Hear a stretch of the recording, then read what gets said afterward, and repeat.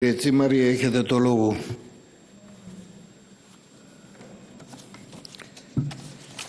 Ευχαριστώ κύριε Πρόεδρε. Κύριε Υπουργέ, κυρίες και κύριοι συνάδελφοι, καταρχάς να ευχηθώ καλή χρονιά με υγεία και να έχουμε φώτιση, να είμαστε παραγωγικοί και ουσιαστικοί για τον τόπο και τους συμπολίτες μας.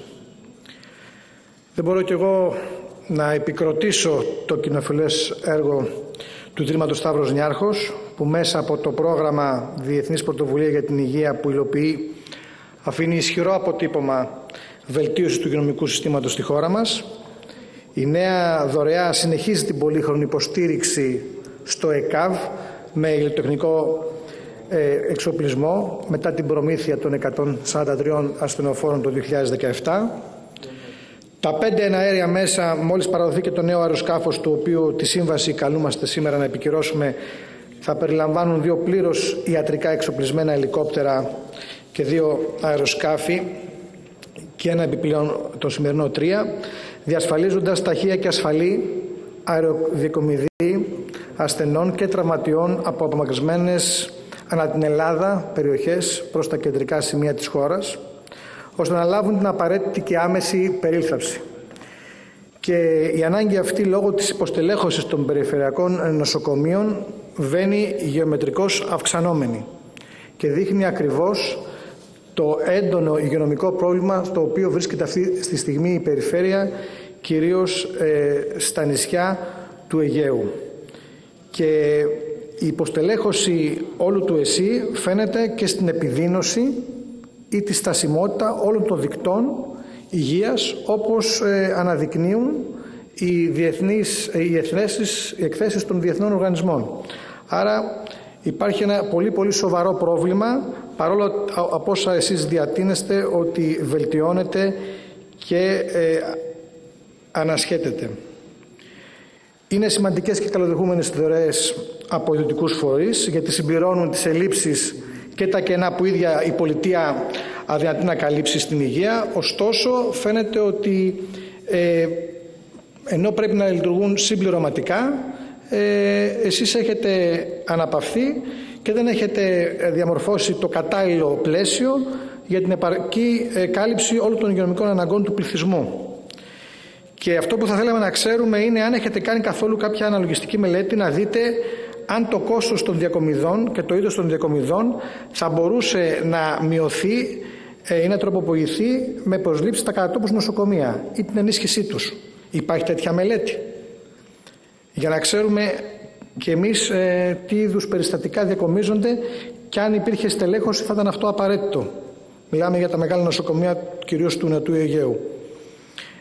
Εμείς θέλουμε η συντήρηση να την κάνει η ΕΑΒ και ο στρατός και όχι να γίνει outsourcing των συγκεκριμένων πτυτικών μέσων.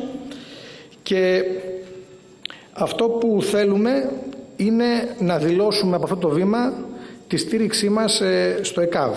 Το ΕΚΑΒ αποτελεί ένα πυλώνα για την παροχή προνοσοκομιακής επίγουσας ιατρικής φροντίδας, το οποίο είναι επιφορτισμένο να καλύψει το επίγον της νοσοκομιακής διασύνδεσης, και αυτό είναι το ζητούμενο. Δηλαδή η πλήρης ανάπτυξη του φορέα για να στηρίξουμε το εθνικό σύστημα υγείας.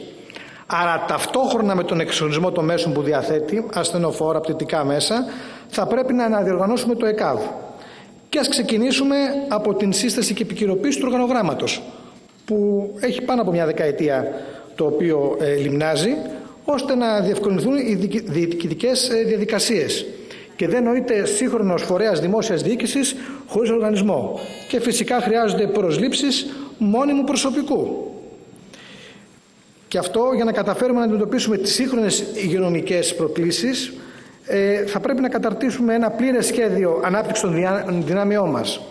Οι δυνάμεις αυτές θα πρέπει να είναι κατανεμημένες με βάση τις ανάγκες. Και θα ήθελα να ενημερωθούμε ποιος είναι αυτός ο σχεδιασμός του Υπουργείου, και θα ήταν καλό, κύριε Υπουργέ, να κάνουμε μια ειδική συνεδρίαση στην Επιτροπή Κοινωνικών Υποθέσεων για το ΕΚΑΒ.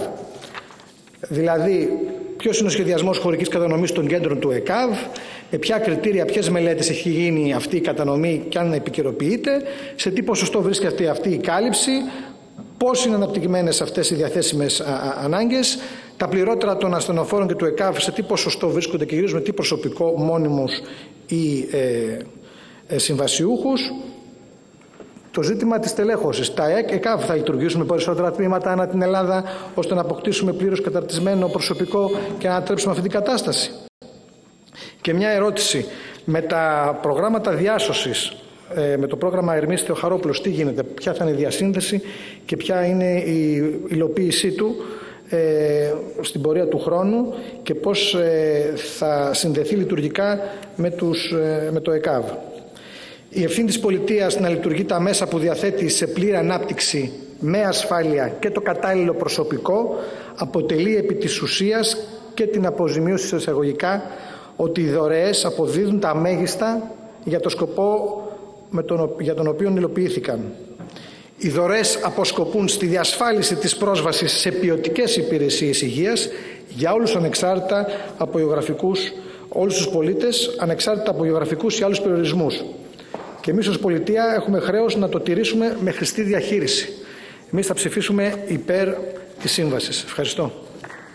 Και εμείς ευχαριστούμε